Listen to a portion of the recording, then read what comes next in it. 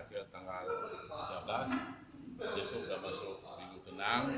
Yang pertama kita bersatu, persatuan dan harus kita jaga, persahabatan harus kita jaga, dan seterusnya perjuangan kita perlu kita lakukan apa yang kita inginkan.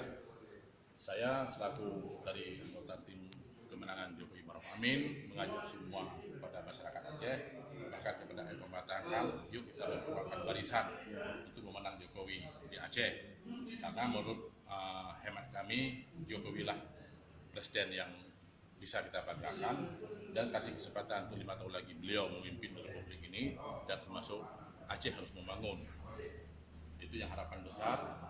Jadi jangan ada masuk isu-isu hoax, fitnah, itu mungkin tidak arah pembangunan, arah pemecahan belah. Harus ucapan saya terakhir yang pertama, terima kasih atas semua dukungan yang kita pernah turun ke lapangan, kampanye terbuka.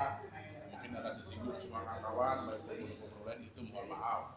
Tujuan kami adalah satu, pada relawan dan semua partai pengusung untuk kemenangan Jokowi Maruf Amin. Itu tujuannya langkah. Jadi mungkin ada yang kurang pemahaman, selisih pendapat, cara bekerja, itu mohon maaf sebesar saya dari kami di kemenangan. Yang penting kami tujuannya adalah kemenangan Pak Jokowi Maruf Amin. Menargetkan berapa persen?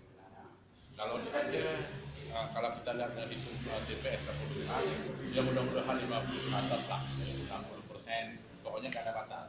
Yang penting 50% ke atas harus kita ucapkan itu kemenangan di Aceh. Siapkan sendiri dari TKD kita sendiri dari pengamanan TPS kita ini. Ya itu sudah ditransaksi semua, dan kita minta juga kepada pihak keamanan memberi keamanan yang lebih bagus di Aceh.